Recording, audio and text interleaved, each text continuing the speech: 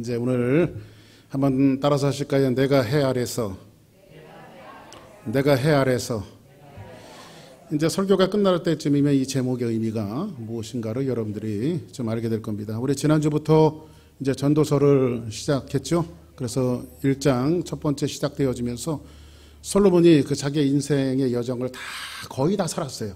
이제 하나님 앞에 갈 날이 얼마 남지 않고, 그러니까 이 전도서는 솔로몬의 유작의 유작, 그러니까 죽기 전에 썼던 그 유작과도 같은 이러한 놀라운 말씀이 성경 66권에 기록되어지면서 자기가 인생을 살아봤더니 이것이 맞더라 라고 하는 그런 이야기들을 구구절절히 이 전도서를 통해서 솔로몬은 계속해서 이야기해주고 있고, 그 첫 번째 이야기를 지난주에 말씀드렸으며, 오늘은 이제 해 아래서라고 하는 이 말씀을 가지고 여러분들과 함께 은혜를 나누고자 합니다. 전도서를 저는 이제 목회하면서 처음 제가 이렇게 강의를 처음부터 끝까지 쭉 해보면서 굉장히 재미난 내용들을 많이 발견하고, 또 저 스스로도 굉장히 깨닫는 것들이 좀 많이 있습니다. 남자들이 주로 유일한 액세서리가 하나 있죠. 물론 또 요란한 남자들이 있어갖고 별거 다 아는 사람들도 요즘에 많이 있는데, 전통적으로 남자들에게는 그 액세서리라고 하는 것은 딱 한 가지밖에 없어요. 넥타이. 그렇죠? 넥타이. 그럼 뭐 무늬를 이야기하는 것이 아니라, 저는 주로 한국의 넥타이들이 이제 질이 좋아요. 미국 거보다. 그래서 이제 한국에 가면 누구한테 선물을 받기도 하고, 또 백화점에 가면 이제 넥타이들을 이렇게 보기도 하는데, 남자들 넥타이의 유행이라는 게요, 딱 두 가지밖에 없어요. 그래서 저는 넥타이를 절대 버리질 않아요. 그리고 누구한테 이제 후배들이 이제 이런 넥타이를 메고 가면, 목사님 넥타이가, 멀리 여기 이제 목회를 하다 보니까 한국에 자주 갈 기회가 없는 목사님들은, 목사님 넥타이가 좋습니다. 후배 목사들이 그러면 이거 너 해라 하면서 제가 이제 빼주기도 하고, 그래서 제가 넥타이 후배 목사들한테 참 많이 주는 편입니다. 그리고 저는 가서 또 얻어오고 사고, 그렇게 하는데, 액세서리니까 남자에게. 그런데 가만히 제가 넥타이를 살펴봤더니요, 넥타이가요, 남자들 유행이 딱 두 가지밖에 없어요. 좁아졌다, 넓어졌다. 좁아졌다, 넓어졌다. 요즘에는 이 좁아진 게 유행입니다. 요즘에 좁아지는 게 유행인데, 이제 여러분, 그렇다고 좁아진 게 유행이라고 절대 남자분들은 넓은 거 버리지 마시기 바랍니다. 분명히 또 넓은 게 유행일 때가 옵니다. 이렇게 유행이라고 하는 것이 사실 새로 만들어지는 것 같지만은요, 몇 년 전에 세계를 뒤집어 놨던 싸이 말춤 아시죠? 말춤. 근데 어떤 전문가들이 왜 싸이의 말춤이 이렇게 세계적으로 유명해졌나? 그래서 그게 뭐니까 이런 딱 두 가지로 분석했어요. 과거에 어디선가 좀 봤던 그런 춤이었고, 두 번째로는 싸이의 어떤 양아치스러움. 이 두 가지로 했습니다. 약간 양아치 같이 이렇게 그 모습을 보이고, 근데 꼭 가만히 살펴보면요, 그 말춤이요, 우리 조금 모양은 좀 다르지만 제가 고등학교 다니던 시절에 친구들하고 많이 췄던 것인데, 뭘 새롭게 되는 것처럼 사람들이 아주 세계가 말춤에 열광했던 그런 모습을 봅니다. 그러니까 유행이라고 하는 것은 여러분들 새롭게 만들어지는 것 같지만요, 원래 다 과거에 다 있었어요. 그리고 여러분들이 뭘 만들어내는 것 같지만요, 저는 어떨 때 설교를 하다 보면요, 요 설교 요거는 내가 한 거야. 내가 이거 나 말고는 누가 한 적이 없어 하면서 이제 제 거라고 딱 생각했다가, 어떨 때도 같은 본문을 가지고 연구하고 또 다른 책들을 보면 이미 과거에 어떤 분이 다 저하고 똑같은 얘기를 했더라고요. 생각만 같았을 뿐이지 이미 그 모든 것들이 과거에 다 있었어요. 이런 것들을 가지고 솔로몬이 성경을 통해서 뭐라고 말하고 있냐면, 우리 지난주에 봤던 10절에 보니까 한번 성경 한번 볼까요? 솔로몬이 이런 얘기를 해요. 무엇을 가르쳐 이르기를 보라, 이것이 새거라 할 것이 무엇인가? 무엇을 가르쳐 이르기를 보라, 이것이 새것이라 할 것이 있으랴. 우리가 있기 전에 오래전의 세대들도 이미 있었느니라. 그래서 여러분들, 이게 유행이라고, 이게 무슨 신상이라고 자랑할 것이 없는 것이, 구상도 놔두면 나중에 신상이 될 때가 있으니까 절대 옷 같은 것도 버리지 마세요, 여러분들. 떨어지지 않았으면. 자, 솔로몬 이런 얘기를 하는데, 자, 이게 보면 여러분 잘 아시는 이런 책 제목이 있어요. 성공하는 사람들의 7가지 습관이라고 하는 책 제목이 있어요. 여러분들 그 코비 박사가 썼던 책이 베스트셀러였어요. 이게 베스트셀러. 근데 이분이 한국에 이분이 책이 막 팔려져 나가면서 센세이션을 일으키니까 한국에 이분을 굉장히 많이 초대를 했습니다. 그리고 이분이 강연을 하는데 이 한국에 하여튼 뭐가 유명하다고 생각하면 그렇게 초대를 해요. 이번에도 보니까 엊그저께인가요?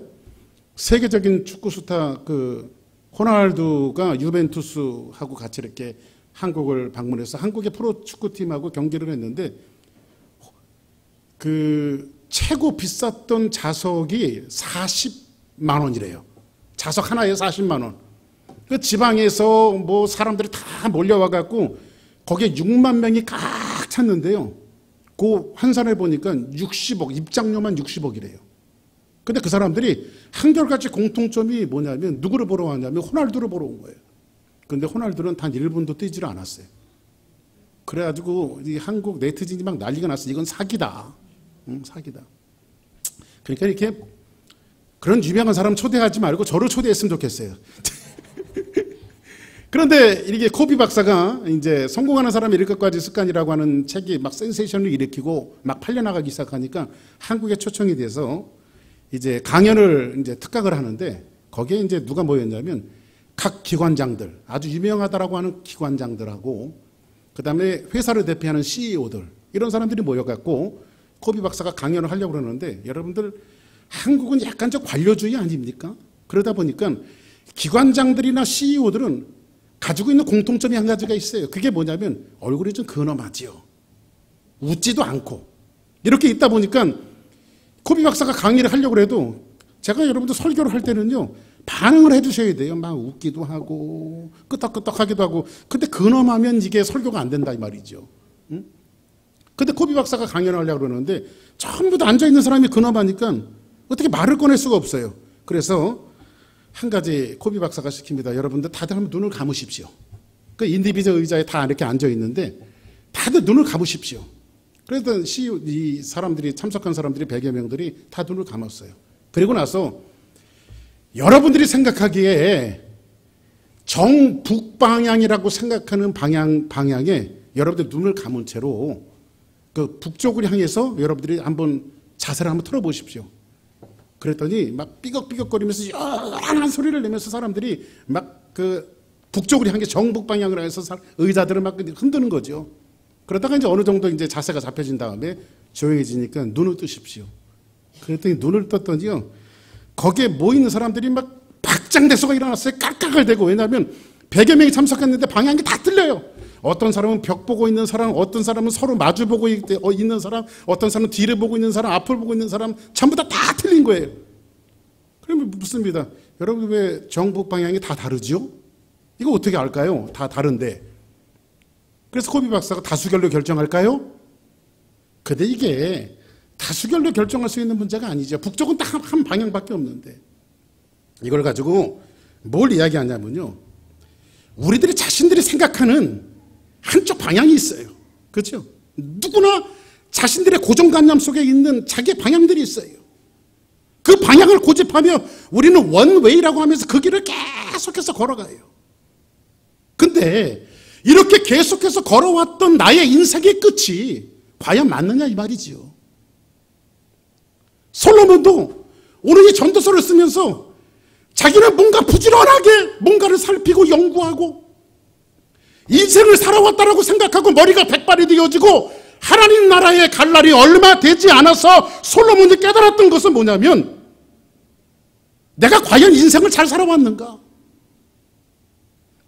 신라 같은 많은 인생들을 내가 정말 이 마지막에 내가 잘 살아왔는가? 이거를 점검하고 자기를 돌아보면서 썼던 것이 전도서 아닙니까? 그렇죠? 최고의 산을 정복했는데 최고 고지라고 하는 것을 자기가 올라가서 봤더니 손을 딱 펴봤더니 손에 아무것도 없는 거예요. 이게 아무것도 없는 거예요.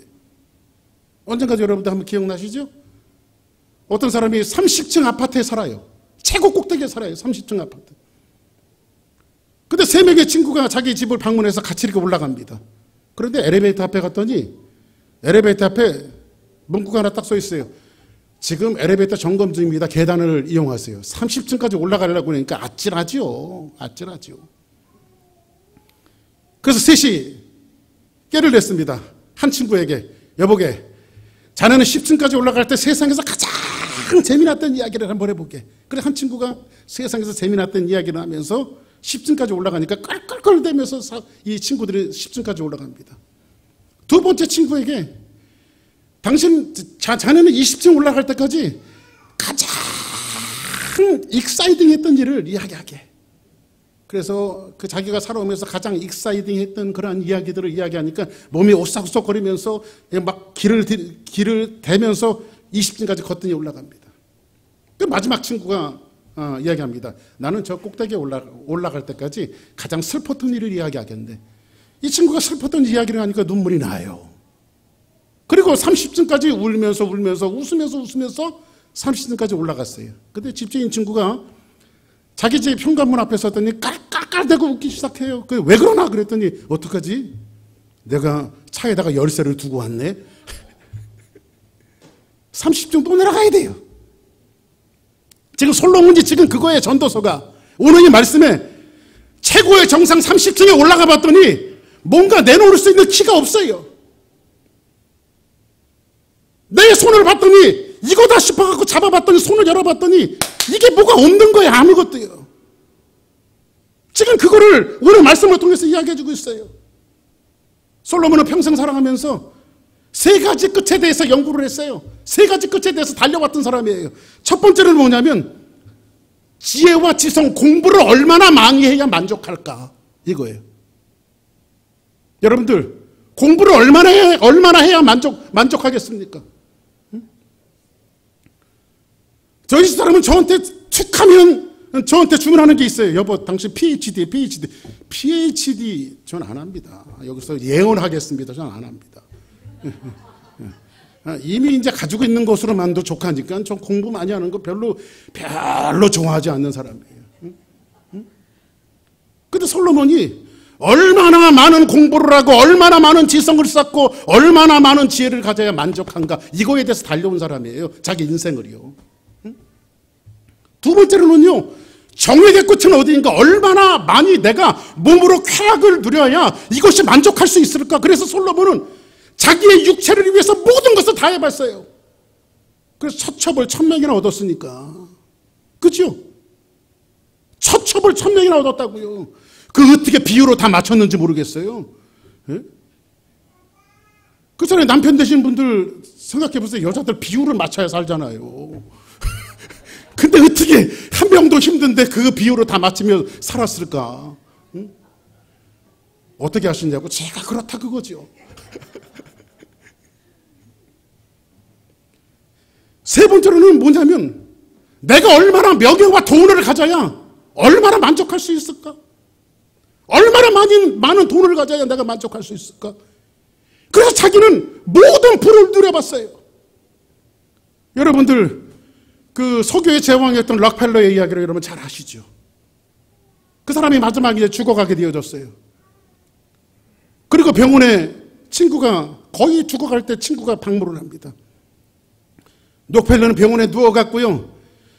내가 이렇게 누워있으면 안 되는데, 내 회사도 이렇게 경영해야 되고, 모두 가봐야 되고, 이런 것도 해봐야 되고, 내가 조금 더 해야 되는데, 이러면서 이야기하니까 친구가 그 유명한 말을 묻죠.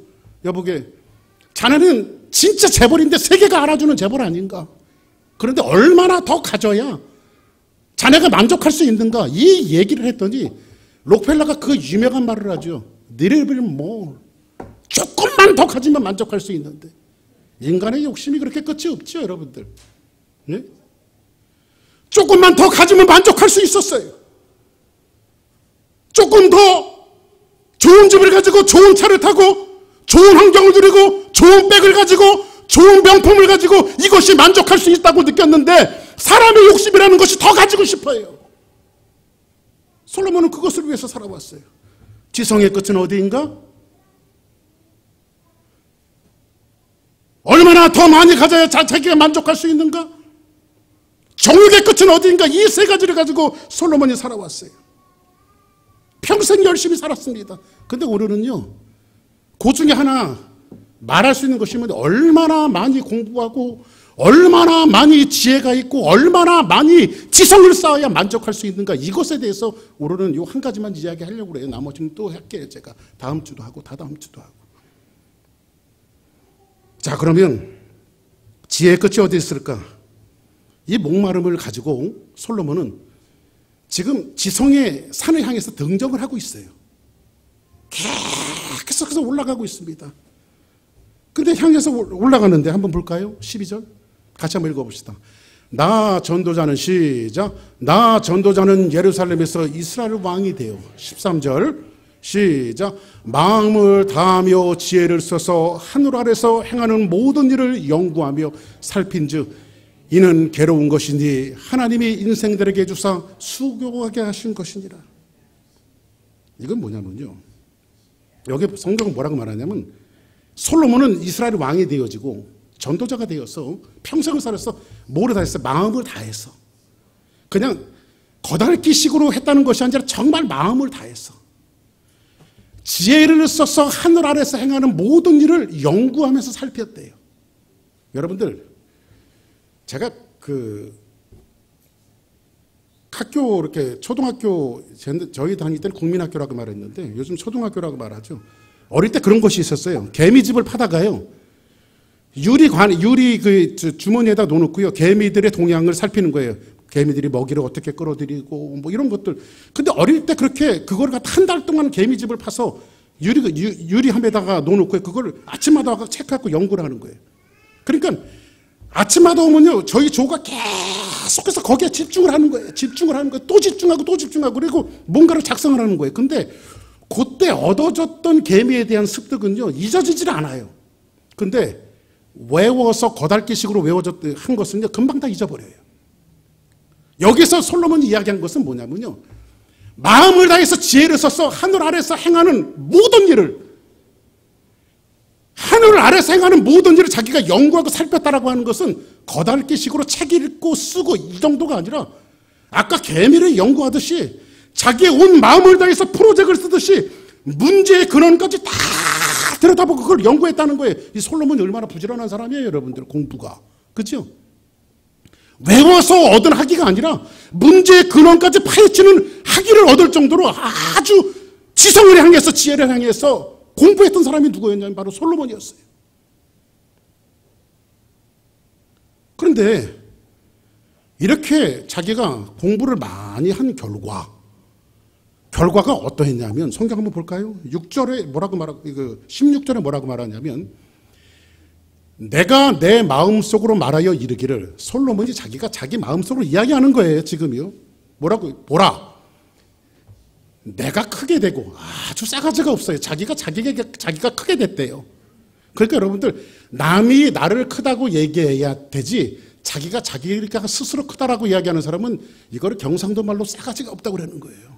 그죠? 그런데 내가 크게 되고 지혜를 더 많이 얻었으므로 이 사람은 많이 살피고 연구해서 자기가 크게 되고 지혜를 많이 얻었대요. 그래서 나보다 먼저 예루살렘에 있던 모든 사람들보다 낫다 하였나니, 그러니까 낫다 하였나니 내 마음이 지혜와 지식을 많이 만나보았습니다. 이것은 무슨 말이냐면요, 솔로몬이 싸가지가 없는 것이 아니고 자기 잘난 척 하려고 교만한 것이 아니라 실질적으로 솔로몬은 지혜를 누가 주셨어요? 하나님이 주셨어요. 그리고 수많은 사람들을 만나보았더니 자기가 생각해도 자기가 너무 똑똑한 거야.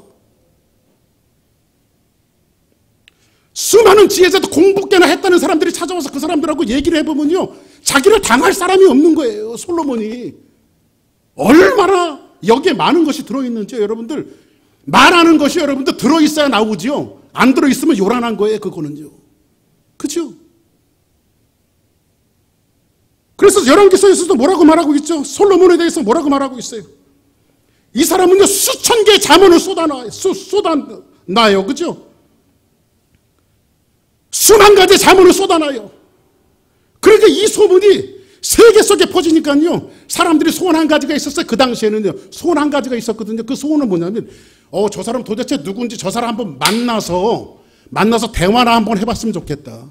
그래서 열왕기서에 보니까요, 세계 음극학자에 있던 사람들이 솔로몬을 한번 만나서 대화하려고요. 그 지혜를 얻고자 사람들이 막 배 타고 찾아와요. 얼마나 똑똑한 사람이냐면요. 여러분들 음악의 본고장인 이태리에 가서 사람들이 음악을 배우러 가죠. 그렇죠? 미술을 배우는 사람들은 파리에 가죠. 최고의 석학을 원하는 사람들은 미국에 와서 하버드 가고 예일 가고 컬럼비아 가죠. 이것처럼 사람이 원하는 숨은 지혜의 끝, 지성의 끝이 어디인가 사람들이 누구를 찾아오면 솔로몬을 찾아왔어요. 대단한 사람이 아니에요. 대단해서 근데 솔로몬이 자기가 생각해도 자기가 너무 대단한 거야. 왜? 하나님이 주신 지혜가 있으니까요. 자, 이 정도 되면 솔로몬은 가히 뛰어난 그런 학문을 가진 사람입니다. 우리는 전문가를 믿죠. 전문가. 그래서 전문가라고 하면 적어도 자기 분야에서는 이론적으로 정통할 뿐만 아니라 경험을 갖고 있는 사람은 전문가라고 말하죠. 이 사람 저 사람 건드려봤자 안 돼요. 우리 지난번에 저 뒤에 에어컨이 나갔잖아요. 그 제가 뭐 인터넷에 뒤져보고 이게 잘못됐나 이것도 만져보고 저것도 만져보고 전 일렉 추리를 잘 몰라요. 저는 인문학을 전공한 사람이기 때문에 일렉 추리를 몰라요.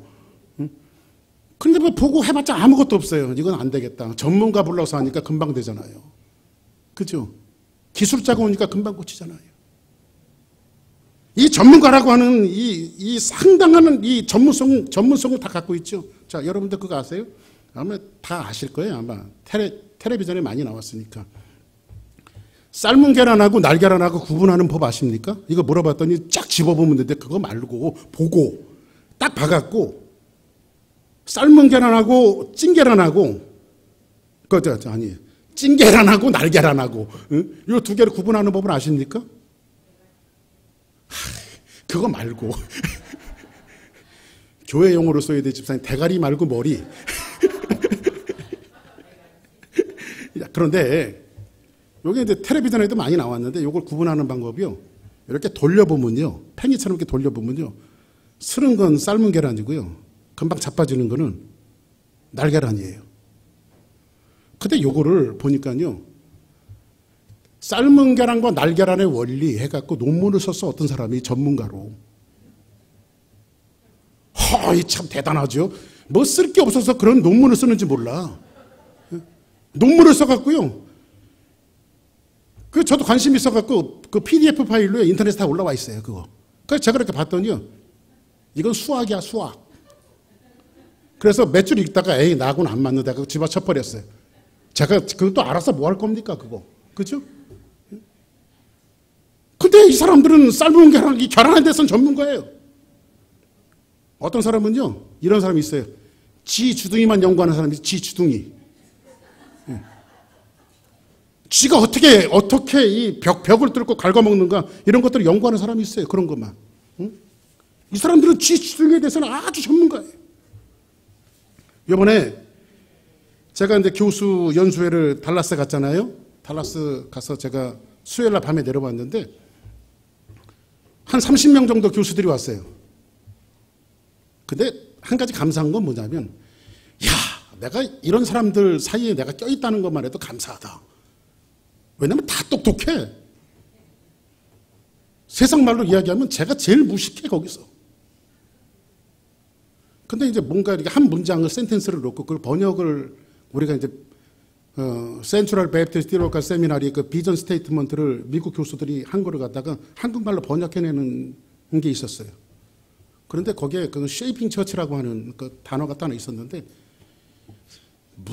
교회는 형성해 가는 것이 아니라 뭐 만들어간다, 세워나가는 거다. 그래가지고 이거는 성서신학적으로 맞지 않는 거다. 어떤 교수는 이거는 조직신학적으로 맞지 않는다. 이게 맞는다. 응? 뭐 이러면서 교회사에서는 어떻게 했다. 각각 자기 분야의 PhD를 갖고 있는 사람들이 한마디씩 딱 하니까요, 제가 처음에는 입이 요만큼 열어주다가 아주 제가 이번에 봤더니 수준들이 대단해요. 수준들이.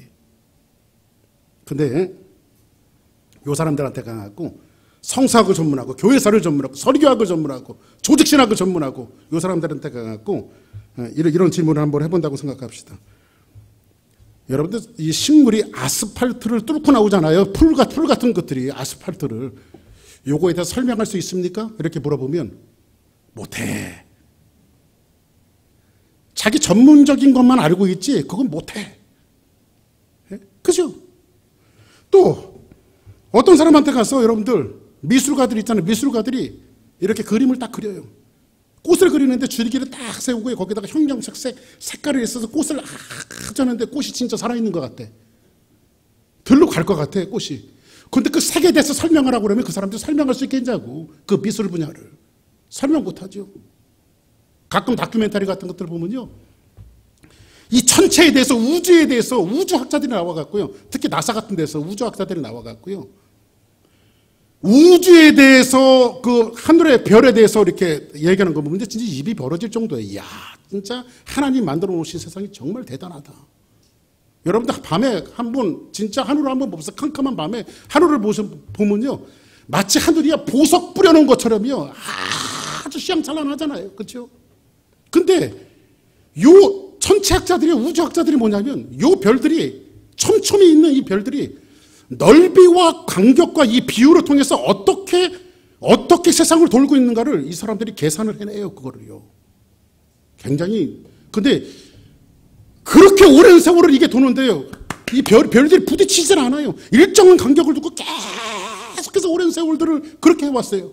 대단하죠. 이런 것들을 우주학자들이 연구하는 것을 보면요. 야, 정말 대단하다. 이런 생각이 들어요.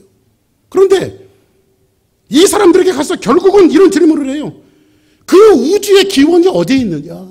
어디서부터 시작됐느냐? 이것에 대해서 사람들은 말을 하지 못해요.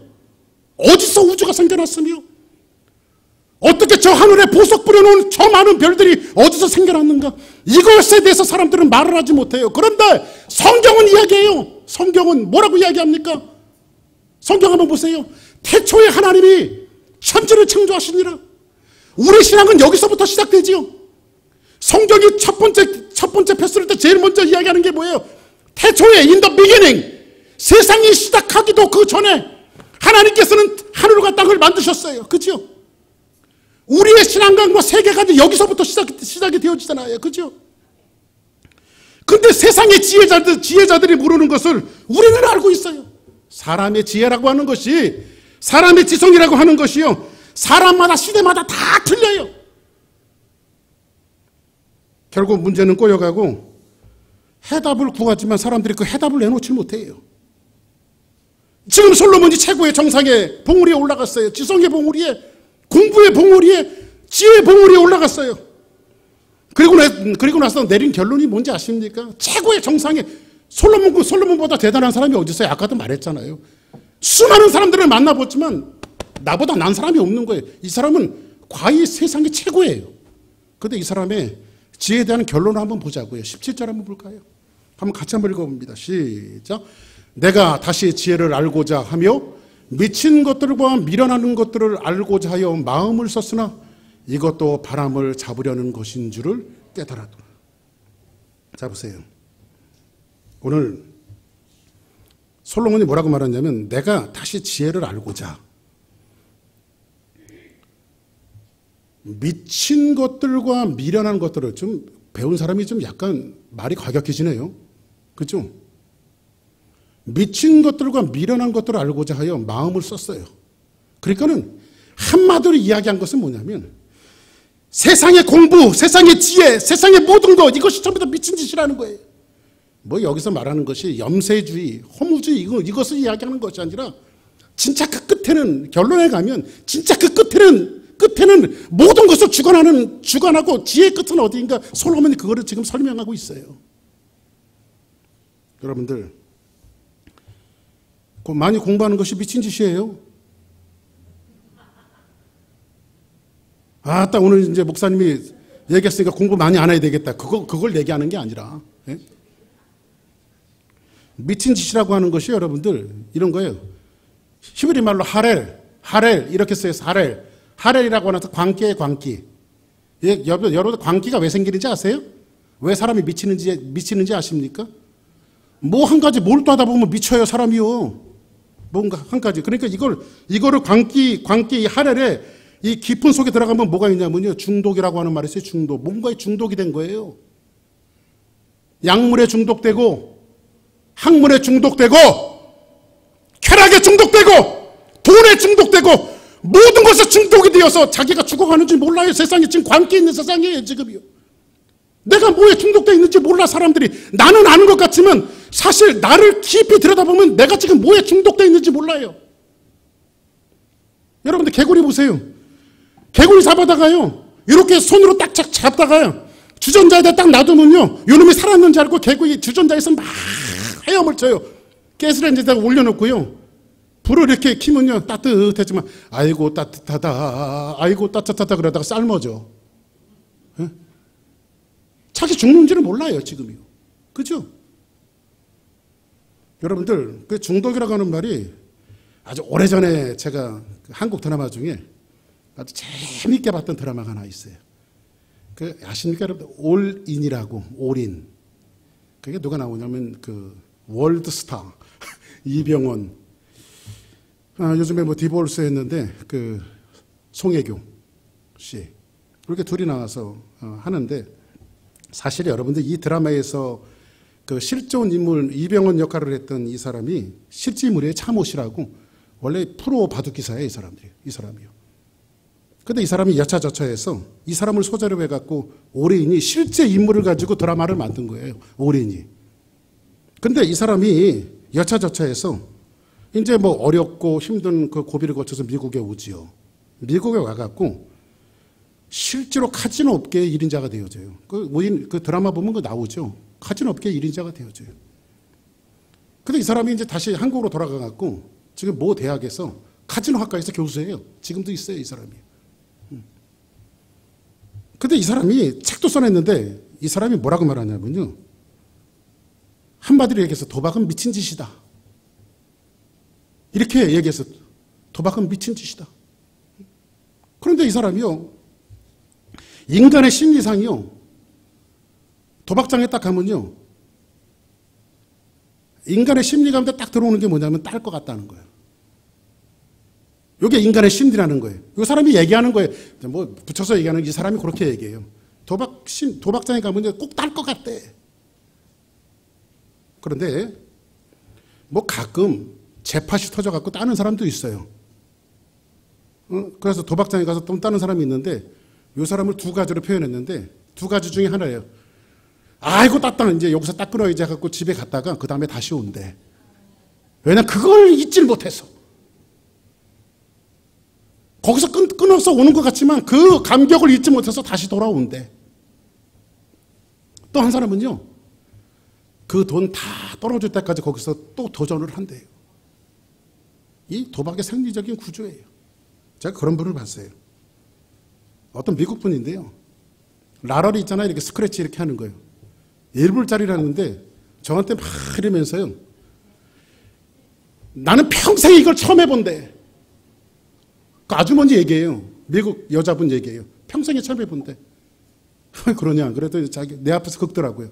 근데 1불짜리 사서 80불이 당첨이 됐어. 80불.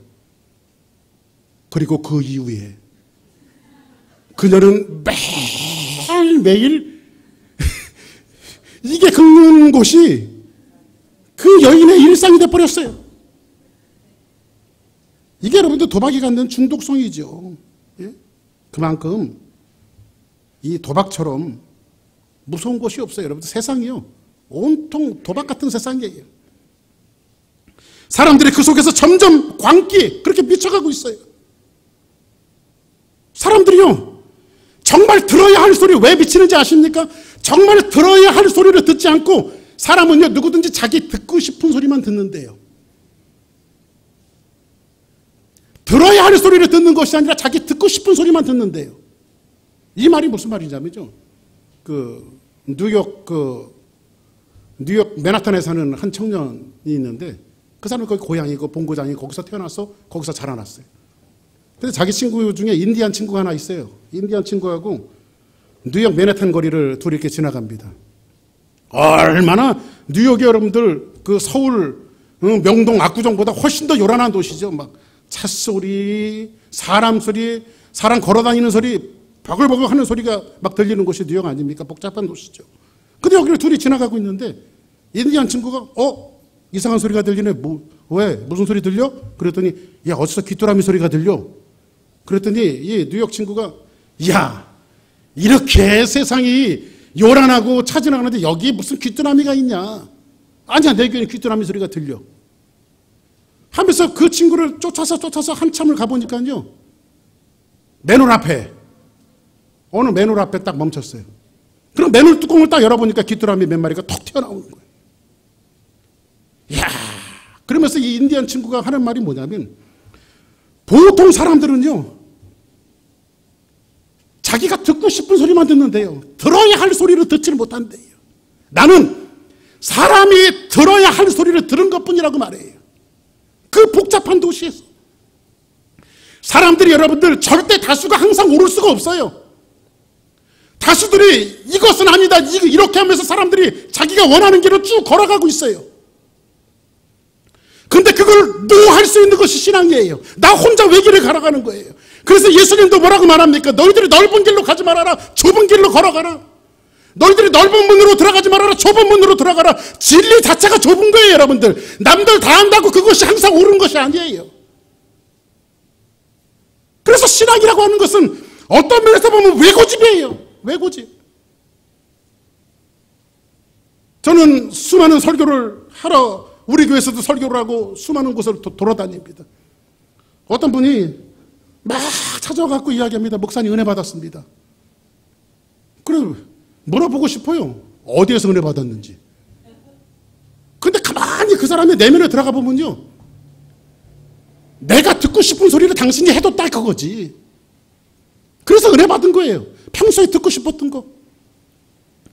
근데 평소에 듣고 싶지 않은 소리를 하면 벌써 고개가 내려가요. 듣고 싶지 않다 이거죠. 아, 목사님 오늘 작정하고 나 치시는구나. 저는 여러분들에게 다시 한번 말씀드리지만, 저는 설교 갖고 사람을 치진 않아요.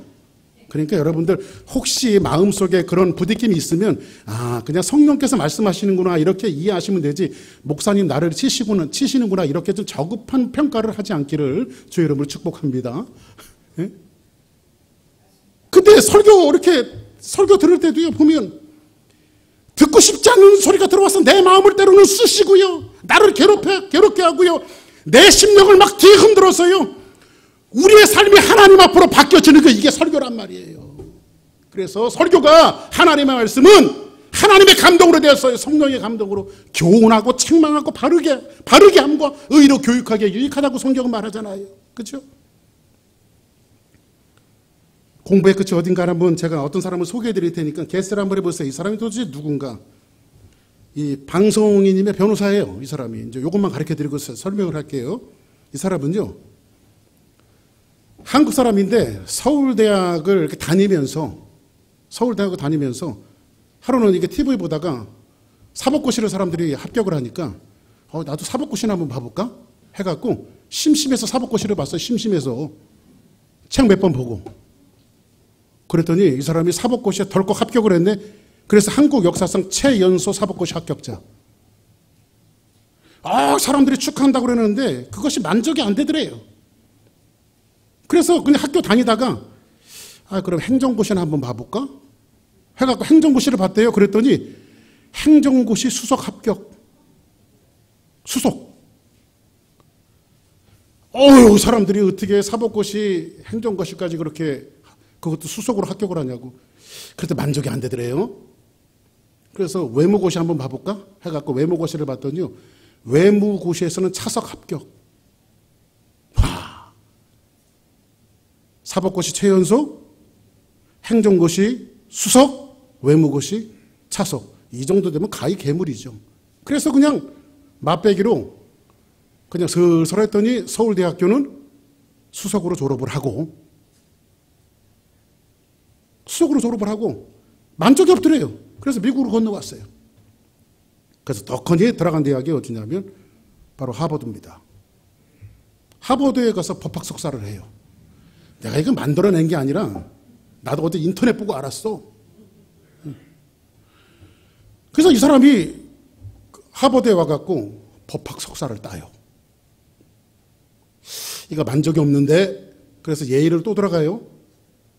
예일을 또 들어가서 예일에 가서 법학 석사로 또 따요.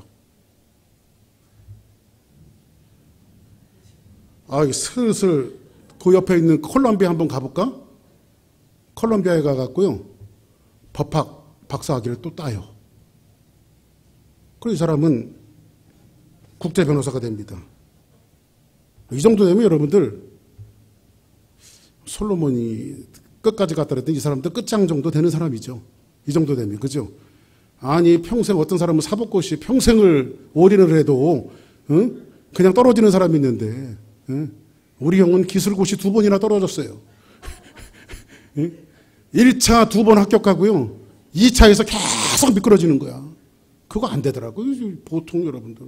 그런데, 그래도 자기 공부에 만족이 없더래요. 내 인생의 만족은 어디 있을까? 하루는 강남 거리를 걷는데 절이 하나 보이더래요. 강남에 유명한 절이 하나 있죠. 봉은사. 그 봉은사에 불교에 투신을 하고 이제 불교에 심취를 했습니다. 그래서 불경을 외우기 시작해요. 마바냐 하면서 불교에 심취를 해요. 근데 불교에 심취를 해도 만족이 없어요. 이 사람이 만족이 없어요.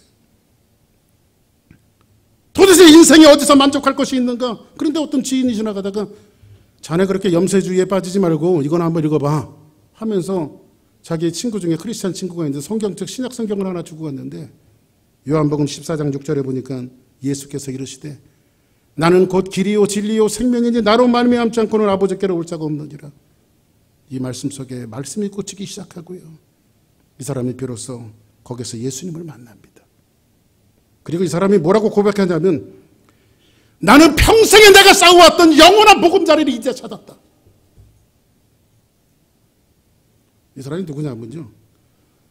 포기하지 않으면 불가능은 없다라고 이 책을 쓴 고승덕 씨의 고승덕 씨. 고승덕 변호사 아시죠? 고승덕 변호사. 고승덕 치면 이 이력이 쫙 나올 거예요.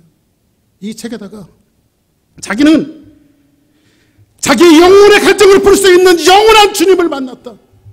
이분이 독실한 크리스찬이에요. 인생의 끝이 어디 있는가? 학문의 끝이 어디 있는가? 이거를 지나가다가 정말 예수님이 자기의 절정이라고 이 사람은 고백하고 있어요. 주님만이. 물론 인간이 정상을 향해서 열심히 올라가야 되죠. 도전하는 것도 아름답죠. 훌륭한 일이지만 정상에 올라와 본 사람의 소회가 뭐냐면 올라와 보니까 다 바람 같더라 이거예요. 그래서 여러분들 지난번에 말했죠. 헛되다라고 하는 것은 베니티, 라틴에서 나왔다고 했잖아요. 내가 이대로 살면 내 인생 성공하겠다 딱 잡았더니 열어보니까 아무것도 없는 거예요. 거울에 비친 내가 눈, 코, 입 뚜렷하게 보인 저 거울에 비친 저 모습이 나라고 생각했는데 거울이 깨지니까 그것도 헛상이었더라 이 말이에요. 이게 헛되다는 거예요. 인생의 끝이 여러분들. 솔로몬은 지성을 위해서 지식을 위해서 수많이 공부하고 수많은 학문을 쌓고 자기보다 나은 사람이 없을 정도로 수많은 공부를 했지만 그가 최고의 정성에 올라가서 이야기하는 게 뭐예요? 없다. 아무것도 없다. 언젠가도 한번 여러분들에게 드린 적이 있을 거예요. 이 말씀은. 이태리 노마에 가면요. 한 대학 강당에 저 뒤편에 한쪽 귀퉁이에 큰 글자가 써 있는데 한국말로 얘기하면 그 다음에는 이런 말입니다. 그 다음에는. 어떤 청년이 성공가도를 꿈을 꾸고 대학을 진학을 했습니다. 가난한 청년이에요. 나는 꼭 이 가난을 벗어나서 꼭 성공해야 되겠다. 그래서 대학을 진학했는데 한 학기 지나니까요. 그 다음 학기에 등록할 등록금이 없는 거예요. 아무리 벌어도 가난을 모면할 수가 없고 대학은 꼭 다니고 싶은데. 그래서 이 친구가 호소의 편지를 각 독지가에게 편지를 씁니다. 저 한 번만 도와주시면 이 등록금만 대학 갈 때까지 도와주시면 제가 훌륭한 사람이 되겠습니다. 공부해서. 그런데 조금의 시간이 지나더니 어떤 귀 부인으로부터 독지가로부터 연락이 왔습니다. 나 만납시다. 그리고 참 훌륭한 청년 같으니까 당신 내가 평생의 학비를 내가 다 대주겠다고 졸업할 때까지 딱 돈을 건대요. 얼마나 감사해요 여러분들. 그러니까 이 청년이 고개를 숙이면서 90도 인사를 하면서 정말 감사합니다. 정말 감사합니다. 정말 감사합니다. 그랬더니 이 기부인이 돈을 건네주면서 청년 한 가지 질문이 있어요. 예, 말씀하세요. 이 돈 갖고 뭐 할 거예요? 등록해야죠. 그 다음에는 열심히 공부해야죠. 좋은 생각이에요. 열심히 공부해야죠. 그 다음에는 학교를 졸업하겠죠. 그 다음에는 좋은 직장에 들어갈 겁니다. 그 다음에는 저도 이제 직장 생활을 하면은 가정을 꾸려야 되겠죠. 아름다운 아내와 또 자식들을 낳을 겁니다. 그래서 행복한 가정을 꾸릴 겁니다. 그 다음에는요. 회사에서 열심히 해서 제가 승진할 겁니다. 그래서 돈을 많이 모을 겁니다. 좋은 생각입니다. 그 다음에는요. 나도 도움을 받았으니까 힘들고 어려운 사람들을 위해서 제가 살겠습니다. 정말 바른 생각을 갖고 있군요. 그 다음에는요. 그 다음에는요. 그 다음에는요. 계속해서 질문을 주고받다니까요. 이 청년이 막막한 거에 뭘 대답할 게 없는 거예요. 이 기분이 그 다음에는요. 그러니까 사람 다 누구나 죽으니까 다 죽겠죠. 저도 죽을 겁니다. 근데 이 기부인이 독실한 크리스찬이었어요. 그리고 나서 복음을 소개하고 예수 그리스도를 소개하고 그 청년이 예수 그리스도를 그 자리에서 눈물로 영접합니다. 그리고 나서 이 청년은 약속대로 열심히 살아요. 독지가가 되고 사업가가 되어져요. 그리고 자기가 졸업한 그 대학에다가 큰 강당을 세워주면서 거기에다가 그 다음에는 이것을 써놓은 거예요. 인생의 끝이에요, 여러분들. 삶이 열심히 살아가는 것은 아름답고 좋은 것이지만 인생의 종국은 사람은 다 죽어요. 그렇죠? 이 질문은 어찌 보면 저와 여러분들을 향해서 오늘 하나님께서 우리에게 질문하시는 내용이에요. 그 다음에는 뭐 할 겁니까, 여러분들? 그 다음에는 돈 많이 보세요. 건강하세요. 자녀도 잘 돼야 돼요. 많이 공부하세요. 그 다음에는 사람들이 끝까지 하는 질문이 뭔지 아십니까? 시편 기자는 이런 질문에 인생에 대한 질문을 대표적으로 하고 있어요. 뭐라고 말합니까? 내가 산을 향하여 눈을 들리라 나의 도움이 어디서 올까? 내가 산을 향하여 눈을 들리라 나의 도움이 어디서 올까? 그 당시 히브리 사람들은요. 도움을 산을 향해서 청했어요. 왜 산을 향해서 청했는지 아십니까? 산속의 사람들이요. 산속에다가 구호를 봐놓고 거기다 우상단지를 만들어 놓고요. 자기 소원을 빌 때 산으로 올라가서 항상 빌었어요. 그래서 히브리 사람들은 뭐라고 말하냐면 내가 산을 향하여 눈을 들리라 나의 도움이 저 산에서 올까? 이것이 인생에 대한 인생이 오늘날 우리에게 하는 질문 아닙니까? 여러분들의 삶은 뭡니까?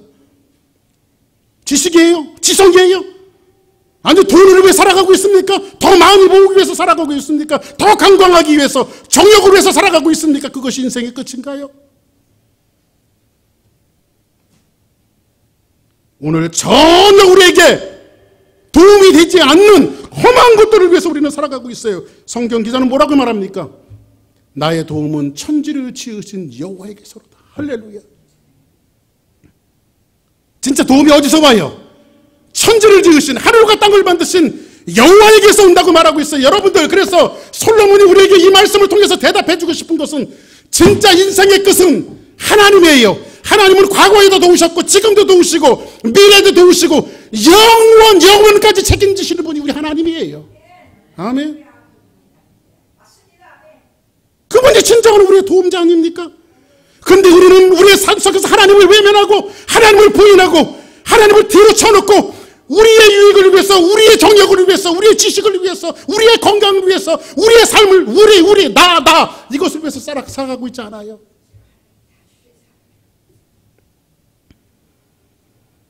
이제 솔로몬은요 주머니를 뒤적하더니 여기에서 열쇠 하나를 꺼내놓습니다. 솔로몬의 인생의 열쇠가 뭔가를 한번 알려드릴게요. 열쇠 하나를 끊어놓는데 한번 성경 볼까요? 내가 해 아래에서 자 보세요. 내가 한번 따라서 합시다. 내가 해 아래에서. 자 오늘 제목이죠. 내가 해 아래에서 행하는 모든 일을 보았는데 보라 모두 다 헛되어 바람을 잡으려는 것이로다. 자 보세요.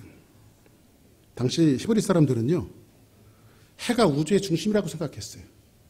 태양이 우주의 중심이라고 생각해서 여러분들 애굽의 애굽의 왕 이름이 뭐죠? 응? 응? 응? 천둥이셨죠? 예. 이게 놀라면 안 돼요. 자, 근데 솔로몬이 보니까 내가 해 아래서 이렇게 말하죠. 이 해 아래서라고 하는 것은 그 당시 여러분들 애굽에 바로 왕이 있었는데 바로 왕이라고 하는 뜻이 태양이라는 뜻이에요. 태양. 자기가 중심이라는 거죠. 세상의 중심이라는 거예요. 자기 스스로 바로는 신을 만들었어요. 그 당시 히브리 사람들은 우주의 중심이 태양이라고 생각했어요. 근데 내가 해 아래서 이렇게 말하면 솔로몬이 왜 이 말을 굳이 해 아래서 이렇게 썼을까요? 해 아래의 반대말은 뭐예요? 해 아래의 반대말은 뭐예요? 해 위죠. 해 위죠. 자, 솔로몬 이것을 보니까 이렇게 하고 있어요. 너희들의 인생을 살다가 해 아래서 정말 만족이 무엇일까 끊임없는 질문을 했는데, 정말 나를 도울 수 있는 것이 어디서 올까 끊임없는 질문을 했는데, 정력을 쌓고 지식을 쌓고 지성을 쌓고 건강을 쌓고 명예를 쌓고 권력을 쌓고 힘을 쌓고 모든 것들을 다 쌓았는데 인생의 끝이 정말 도대체 뭘까? 끊임없이 질문에 또 질문 또 질문 또 질문. 해 아래는 거기에 대한 해답이 없다는 거예요. 솔로몬이 지금 이야기하는 게 너희들이 아무리 열심히 살아봐도 해 아래는 거기 해답이 없다는 거예요. 그럼 그 해답이 어디냐면 해 위에 있다는 거예요. 우주와 세상을 다 다스리시는 하나님 앞에만 그 해답이 있다는 거예요. 아멘. 그래서 이 어거스틴은 그런 얘기를 해요. 인간에게 하나님과 그리스도 외에는 채울 수 없는 커다란 구멍이 있대요. 이렇게 구멍이. 이 구멍에다가 돈을 쌓고 명예를 쌓고 권력을 쌓고 별거 다 쌓아도 이 구멍을 메꿀 수가 없는 거예요. 여기다 누구를 모셔야 돼? 주님을 모셔야 돼요. 할렐루야. 참제는 주님이에요. 할렐루야. 오늘 말씀을 정리합니다. 나의 도움이 어디서 오겠습니까? 해 아래는 여러분에게 답이 없어요. 아무리 열심히 살아보세요. 답이 없어요. 진짜 답은 어디 있습니까? 예수님이 말씀하십니다. 내가 곧 길이요 진리요 생명이니 나로 말미암지 않고는 아버지께로 올 자가 없느니라. 내가 산을 향하여 눈을 들리라. 나의 도움이 어디서 올까? 그 도움 천지를 지으신 태양 위에 계신 하나님으로부터 온다라고 하는 이 사실을 분명히 알고 여러분이 인생의 최고의 자리에 주님을 모시고 최고의 정상의 주님을 모시고 그 주님의 손을 붙들고 동행하는 아름다운 축복의 역사가 우리 주사랑교회 모든 성도들에게 넘쳐나기를 예수의 이름으로 축복합니다.